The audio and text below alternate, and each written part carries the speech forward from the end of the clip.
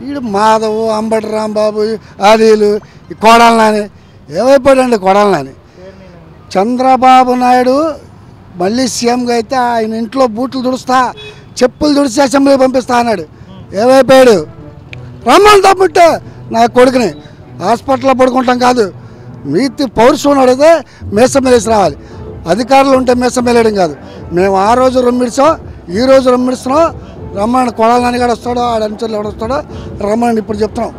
లోకేష్ జోలికి కానీ చంద్రబాబు నాయుడు జోలికి కానీ వస్తే చంద్రబాబు నాయుడు అరెస్ట్ అయ్యి జైల్లో కూర్చున్న రోజు చూపించాం మా విశ్వరూపం ఏంటో. మేము మళ్ళీ కూటమి ప్రభుత్వం 161 సీట్లతో గెలిచాం. ఇదే గుర్తుపెట్టుకోండి. రేపు నీకు అదే గతి పట్టబోతా ఉంది మాధవ్. లోకేష్ ఏదో నువ్వు రెడ్ బుక్ అని తిరుగుతున్నాడు అనుకోబాక, చంద్రబాబు నాయుడు వదిలేస్తే ఆయన విశ్వరూపం ఏంటో చూపిస్తాడు. ఎక్కడికక్కడ మా పవన్ కళ్యాణ్, మా లోకేష్ గారు తగ్గి ఉంటున్నారు. మన ప్రభుత్వ సిద్ధాంతాలు ఇవి కాదు. నందమూరి తారక రామారావు గారు తెలుగుదేశం పార్టీ ఏర్పాటు చేసింది పేద ప్రజల కోసం, ప్రజల కీర్తిని పెంచడం కోసమే అని ఆ బాటలో చంద్రబాబు నాయుడు ఇంకా ఉన్నాడు. ఆయన ఒక్కసారి ఒక నెల రోజులు చంద్రబాబు నాయుడు పక్క తప్పుకొని అమెరికా వెళ్ళమనండి. లోకేష్ గారు, పవన్ కళ్యాణ్ గారు చూస్తారు వీళ్ళ ఆట ఏంటో. ఆ రోజు చెప్పాడు పవన్ కళ్యాణ్ గారు, అసెంబ్లీ గేట్ దాటిన వాళ్ళని నీవేంటో చూస్తాను. వీళ్ళ గురించి మాధవ్ మాట్లాడాడు, తొక్కగాడు కొడాల నానిగాడు మాట్లాడాడు. చాలామంది చూస్తారు, అనిపిస్తున్నారు వాళ్ళు. ఆ అనుభవం ఏంటో వాళ్ళకి ఏంటంటే మీడియా ముందు రాగానే పులి. నేను ఆటో డ్రైవర్ని, ఆడిష్టం నా ఇంటి అడ్రస్ చెప్తా. ఆడికి కూడా తెలుసు, ఎవడైతే హాస్పిటల్లో ఉన్నాడో ఆడి ఇల్లుకి తెలుసు. మేము ఎన్టీఆర్ పాన్సర్స్ చేసిన వాళ్ళమే. అతనికి బీపాం హైదరాబాద్ నుంచి బజ్జీలు చేసి తీసుకొచ్చి అమ్మవారి గుడిలో తీసుకెళ్ళి పూజ చేసి గుడివాడలో గెలిపించింది కూడా మేమే. ఆ రోజు మొట్టమొదటిగా టికెట్ తీసుకొచ్చిన రోజు జూనియర్ ఎన్టీఆర్ ఆ రోజు ఇప్పిస్తాయి. ఇవాళ చెప్తున్నాం, నీ ఓటమి తగదని ఆ రోజు గుడివాడలో మా బోండమ్మ గారు, మా అధినేత, మా నాయకుడు బోండమ్మ గారు, నేను పార్టీ ఆఫీస్ మీద ఆ రోజు దాడి చేస్తే కొడాలి నాని దాని గురించి వెళ్తే మమ్మల్ని అరెస్ట్ చేయించిన రోజు గుడివాడలోనే చెప్పాము మా బోండమ్మ గారు, మేము నీ పతనం ఇక్కడే స్టార్ట్ అయిందని, అప్పుడే స్టార్ట్ అయిందని చూపించాం. చెప్పులు తుడుస్తానన్న ఎదవ హాస్పిటల్లో పడుకొని షో చేస్తా ఉన్నాడు. నువ్వు దమ్ముంటే ఇంకో మాట మాకు చంద్రబాబు నాయుడు నేర్పలా, పుడితే ఒక అమ్మ అబ్బు పుడితే రా మళ్ళీ ఛాలెంజ్ తొడగొట్టు చూపిస్తాం. నువ్వు ఎలా గుడివాడ వెళ్తావు కూడా చూపిస్తాం. కూటమి అధికారంలోకి వచ్చినాక పోలీసులంతా కూడా కూటమికి తొత్తులుగా పనిచేస్తున్నారు. పోలీసులందరినీ కూడా గుడ్డలోడ తీసి నిలబెడతామని జగన్మోహన్ రెడ్డి గారు కామెంట్ చేశారు కదా, ఆయన మాటల్ని మీరు ఏకీవిస్తున్నారా లేదా? ఒక 10th క్లాస్ తప్పిన వ్యక్తి, ఒక నీచమైన వ్యక్తి 5 సంవత్సరాలు ముఖ్యమంత్రిగా పనిచేస్తే ప్రజలు ఏ విధంగా ఇబ్బందులు పడ్డారో చూడబట్టే 151 నుంచి 11 దాకా వచ్చాడు. ఒక చదువు సంధ్య లేని వ్యక్తి డిగ్రీ, ఐఏఎస్లు, స్టేట్ ర్యాంకులు, ఇండియా ర్యాంకులు కొట్టుకొని వచ్చి వాళ్ళ సిఐలు, ఏసీపీలు, సిపిలు రేంజ్లో ఉంటే బట్టలు ఉడుచుకొని కొడతాడు. ఒక్కసారి కాళ్ళు తీస్తే వాళ్ళు ఏంటో చూపిస్తారు. ఒక చదువుకున్న వ్యక్తికి ఎలా గౌరవం ఇవ్వాలో తెలియని ఒక నీచమైన అసమర్థపు మాజీ ముఖ్యమంత్రి జగన్మోహన్ రెడ్డి.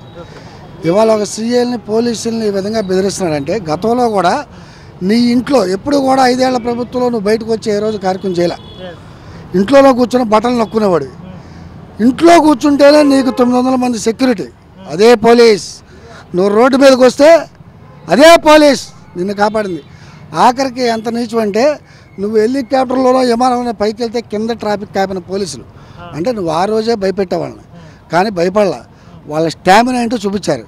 మొన్న 2024 ఎలక్షన్లో నువ్వు అనుకున్నావు, భయపడ్డావు, నేను ముఖ్యమంత్రి అయితే నా కింద అందరూ ఊడిగించేస్తారు, ప్రజలు నా కాలి కింద తొత్తుల్లా ఉంటారు అని నువ్వు అనుకున్నావు. అదేంటో చూపించారు. మొన్న పోలీస్ పవర్ ఏంటో చూపించారు. పోలీస్ అంటే ఏంటో తెలిసారు. పోలీసు కనుక ఒక సినిమా, అంకుశ సినిమా ఉంది, కన్ను ఎర్ర చేస్తే రాజకీయ నాయకుడు కాదు కదా, ఎవడో కూడా భారత రాజ్యాంగంలో ఎవడో పనిచేయలేడు. నువ్వు అటువంటి వాళ్ళతో పెట్టుకున్నావు. నువ్వు 11 సీట్లు కాదు కదా, నీ బొక్కలు ఎక్కడ ఉన్నాయో వాళ్ళకే తెలుసు. నీ బొక్కలు ఎరగదీసి తీసుకెళ్ళిపోయి జైల్లో కూర్చోబెట్టేది కూడా అదే పోలీస్ అనేది గుర్తుపెట్టుకో. అంటే ఫైనల్గా చెప్పండి, గోరంట్ల మాధవ్ కూడా ఈరోజు నాకు కామెంట్ చేశాడు, లోకేష్ ఆడవాళ్ళకి అక్క కాదు, మగవాళ్ళకి బావ కాదు అని చెప్పేసి ఒక వ్యంగ్యమైన కామెంట్. ఎందుకు వాళ్ళు ఈ రకమైన కామెంట్ చేసి అబాస్ ఫాలో అవుతున్నారు? ఈ కామెంట్కి ప్రతిస్పందించాలంటే మీరేం చెప్తారు? వీళ్ళు ఇలాంటి మాటలు మాట్లాడే, ఇప్పుడు ప్రభుత్వం అధికారంలో చంద్రబాబు నాయుడు ఉన్నాడు, ప్రతిపక్షంలో అసలు గోరంట్ల అని పిలవడం కూడా అనవసరం. నేను అతను ఎవరినైనా మాకు చంద్రబాబు నాయుడు గారు కానీ నేర్పింది ఏంటంటే ఒక విలువలతో కూడిన మాట్లాడమంటాం. ఈ గోరంట్ల మాధవ్ అనేవాడు ఇంటి పేరుతో కూడా మేము పిలవం. ఈడొక ఆడవాళ్ళని మోసం చేసే వ్యక్తి, ఆఖరికి నూడు వీడియోలు వచ్చిన వ్యక్తి మాధవ్. నూడు వీడియోస్. ఈడ మా లోకేష్ గురించి మాట్లాడేది. ఇతర మా లోకేష్ యువగళం పాదయాత్రలో విజృంభించి నీ తాట తీస్తాం, మీ తోలు తీస్తాం అని చెప్పి 151 సీట్ల నుంచి 11 సీట్లు తీసుకొచ్చి ప్రతిపక్ష హోదా అడుక్కునేటట్టు చేసిన ఏకైక యువగళం యువనాయకుడు నారా లోకేష్. ఆయన గురించి అమ్మాయిలతో నూడు వీడియోస్ తీసుకునేవాడు. అసలు ఏమన్నా బుద్ధి ఉందండి? ఒక ఐఏఎస్ ఆఫీసర్ అతను. అతను చేసిన నీచ నికృష్టాలని తెలిసి ఇప్పుడు అతను మాట్లాడితే ప్రజలు ఇంకా నమ్ముతారంటే వాస్తవంగా ఇవాళ ఆంధ్రప్రదేశ్లో ఒకటే జరుగుతూ ఉంది. పుట్టబోయే బిడ్డకు కూడా తెలుసు వైసీపీ వాళ్ళు ఎంత నీతిమాలని ఎదవాలనేది. నమస్తే అండి, మీ పేరు? నా పేరు షేక్ అన్వర్ అండి, సెంట్రల్ మైనార్టీ అధ్యక్షుడిని, తెలుగుదేశం. అంటే ఈ రోజున జగన్మోహన్ రెడ్డి గారు అధికారంలోకి కోల్పోయిన తర్వాత ఓన్లీ శవాలు ఎక్కడుంటే అక్కడికి వెళ్ళి పోలీసులను టార్గెట్ చేసి నానా రకాల కామెంట్ చేస్తున్నారు. మేము అధికారంలోకి వచ్చినాక పోలీసులు అందరూ గుట్టలోడు తీసి నిలబెడతాం, వాళ్ళు సప్త సముద్రాల అవతలున్న తీసుకొచ్చి యాక్షన్ తీసుకుంటాం, రిటైర్డ్ అయిపోయాం, మా పని అయిపోయిందని ఎవరు కూడా కలత చెందాల్సిన అవసరం లేదన్నట్టుగా కూడా పోలీస్ వ్యవస్థని టార్గెట్ చేసి ఈ రోజున జగన్మోహన్ రెడ్డి గారు మాట్లాడుతున్నారు.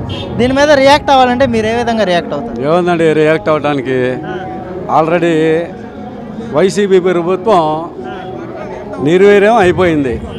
21 సీట్లకి పరిమితం అయిపోయింది. అది లాస్ట్ టైంలో 155, 156 స్థానాలకి 175 స్థానాలకి పక్కా మేము స్టాంపు కొట్టుకుంటామని చెప్పి అన్నోళ్ళు మరి ఒకేసారి 5 సంవత్సరాల పరిపాలనలోనే 21 సీట్లకి ఎలా పరిమితం, 11 సీట్లకి ఎలా పరిమితం అవుతున్నారు మీరు అయ్యారు. ఇవాళ పోలీస్ వ్యవస్థని కనీసం మీరు 5 సంవత్సరాలు ఆంధ్రప్రదేశ్ ముఖ్యమంత్రులుగా ఉన్నప్పుడు ఎంతో మర్యాదతో మీరు ఆ పోలీసు వాళ్ళు మీకు సెక్యూరిటీ ఇవ్వడం కానీ, డీజీపీ కానీ, ఎస్పీ కానీ, అలాగే పరిధిలో ఉన్న పోలీస్ వ్యవస్థ మొత్తం యంత్రాంగం మొత్తం మీకు ఎంతో పనిచేసి పెట్టారు కదా. మరి ఈనాడు అదే పోలీస్ యంత్రాంగాన్ని మీరు ఏ రకంగా చులకనగా మాట్లాడుతున్నారు? శవరాజకీయాలు చేసుకుంటాం తప్ప పోలీస్ వ్యవస్థ మీద బురద జల్లుతున్నారు. పోలీస్ వ్యవస్థ ఏ పార్టీ అధికారంలో ఉన్నా వాళ్ళకి పనిచేయడం అనేది వాళ్ళ నైతిక బాధ్యత. ఆ బాధ్యత ఏంటంటే ప్రజలకి మంచి చేయాలనే సదుద్దేశంతోనే మీకు 5 సంవత్సరాల పరిపాలన ఉన్నప్పుడు మరి మీకు ఎన్నో సేవలు చేశారు. ఇదే పోలీస్ యంత్రాంగం మీ వెనకాల ఉన్నారు, ముందున్నారు, పక్కన ఇటు ఉన్నారు, అన్ని సైడ్ల నుంచి మిమ్మల్ని నడిపించిన ఆ యంత్రాంగాన్ని ఈరోజు మీరు ఎందుకు తక్కువగా చూస్తున్నారు? పోలీస్ యంత్రాంగాన్ని ఏం చేసింది మీకు? మీరు ఎక్కడో సప్త సముద్రాల అవతల ఉన్నా తప్పు చేసినా మిమ్మల్ని తీసుకొస్తాం, మిమ్మల్ని పట్టించుకొని మేము మాట్లాడతాం, మీకు ఏదో చేస్తాం అంటే ఏం పనిష్మెంట్ ఇవ్వగలరు? పోలీస్కి నేను చెప్పేది ఒకటే, ఆంధ్రప్రదేశ్ పోలీసు వ్యవస్థకి మంచి చేయడం తప్ప వేరేది తెలియదు. ఎలాంటి నాయకుడైనా తప్పు చేస్తే పోలీస్ జులుం చేస్తుంది, పోలీసు లాఠీ ఏంటో చూపిస్తుంది. కనీసం పోలీసు వాళ్ళకి మనం ఇవ్వాల్సిన గౌరవం మర్యాదలు ఇవ్వాలని చెప్పి తెలియజేస్తున్నాం. ఈ రోజున గోరంట్ల మాధవ్ అనే వ్యక్తి లోకేష్ మీద ఒక కామెంట్ చేశాడు, ఆయన ఆడవాళ్ళకి అక్క కాదు, మగవాళ్ళకి బావ కాదు అని చెప్పేసి. ఎందుకు ఈ రకమైన కామెంట్స్ చేయడం? ఎందుకు వైఎస్ఆర్సీపీ తమ యొక్క ఔన్నత్యాన్ని ఎందుకు ఇలాంటి బజారు కామెంట్స్ చేసి ఎందుకు తగ్గించుకుంటుంది? ఇలా చేయడం వల్ల వాళ్ళ ప్రతిష్ట పెరిగిద్దా తగ్గిద్దా? అసలేంటి అంటే మీరేం చెప్పుకొస్తారు? గోరంట్ల మాధవరావు గారు లాస్ట్ ఆయన ప్రభుత్వంలో ఉన్నప్పుడే కొన్ని అవినీతులకి ఆయన పాల్పడ్డాడన్న సంగతి మొత్తం వ్యవస్థకి, మొత్తం ఆంధ్రప్రదేశ్ జనులందరికీ తెలిసిందే. ఇవాళ లోకేష్ గారిని చూసుకుంటే యువగలం పాదయాత్రలో ఆయన ముందుకెళ్తున్నాడు. అసెంబ్లీ సాక్షిగా ఆయన గలం విప్పి మాట్లాడుతున్నాడు. ఏదైతే ప్రభుత్వ పథకాలు సూపర్ 6 కార్యక్రమాలు ఇచ్చారో 1 by 1 చేసుకుంటూ వస్తున్నారు. అసెంబ్లీలో కూడా చెప్తున్నా, ఒక మైనార్టీ సోదరుడిగా, ఒక మైనార్టీ ప్రెసిడెంట్గా చెప్తున్నా, అసెంబ్లీలో కూడా చాలామంది ప్రశ్నలు వర్షం కురిపిస్తున్నారు. ఏం చేశారు? సూపర్ 6 పథకాలు ఎక్కడున్నాయని. ప్రభుత్వంలో వచ్చిన తర్వాత మీరు అన్ని అప్పులు చేసి వెళ్ళారు. ఏదైతే ప్రణాళికబద్ధకంగా ప్రభుత్వం ఉందో దాన్ని తీసుకొచ్చి ఆ సూపర్ 6 పథకాలు మళ్ళీ అమలు చేస్తారు. మీరు ఎందుకు తొందరపడుతున్నారు? 9 నెలల కాలం అయింది. మీరు అప్పుల పూటంలో ముంచేసి వెళ్ళిపోయారు. పథకాలు ఏ రకంగా ఇవ్వాలా? వచ్చే రాబడిని బట్టే పథకాలు ఇస్తారు. ఈ లోపల మీరు ఆ పథకాలు లేదు, అమ్మఒడి లేదు అన్నారు. ఇచ్చిన పథకాలు ఏదైతే నారా చంద్రబాబు నాయుడు గారు చెప్పారో ప్రతి పథకం అమలైద్ది. మీ చెవులతో వింటారు, కళ్ళతో చూస్తారని చెప్పి విజ్ఞప్తి చేస్తున్నా.